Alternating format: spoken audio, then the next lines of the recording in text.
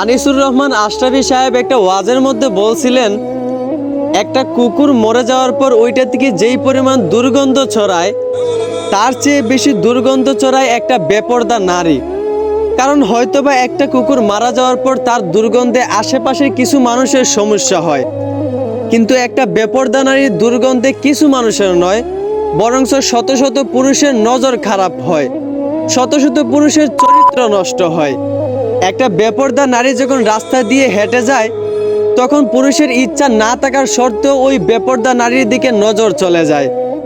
এখন কিছু মেয়েরা বলবে এইখানে তো পুরুষের দোষ, নারী যেমনি মন চায় তেমনি চলুক, পুরুষের নজর ঠিক রাখলেই তো হয়।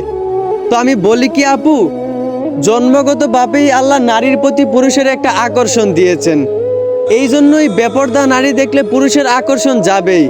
এইখানে পুরুষের দোষ দিয়া লাভ নাই, আল্লাহ এই আকর্ষণটা দিয়েছেন। এই জন্য তো আল্লাহ নারীদেরকে পর্দায় থাকতে বলছেন, যেন কোনো পুরুষের খারাপ নজর নারীদের দিকে না পড়ে। এখন আপনারা যদি রাস্তাঘাটে বেপরদায় চলাফেরা করেন আর কোনো পুরুষ আপনাদের দিকে খারাপ নজরে তাকালে আপনারা তার নজর ঠিক করতে বলেন, তাহলে তো এইটা কোনো শিক্ষিত মেয়ের পরিচয় হতে পারে না।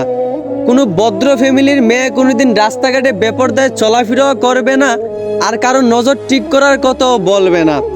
অতএব আমার বোন, একটু বিবেক দিয়ে চিন্তা করেন, রাস্তাঘাটে বেপরদায় চলে নিজেকে মরা কুকুরের চেয়ে সস্তা বানাবেন, নাকি নিজেকে পর্দায় রেখে শিক্ষিত মেয়ের মতো কোটি কোটি মানুষের ভিড়ে নিজেকে সম্মানিত বানাবেন? সিদ্ধান্ত একান্তই আপনার, বিবেক দিয়ে চিন্তা করেন। আশা করি বুঝতে পারছেন। ধন্যবাদ।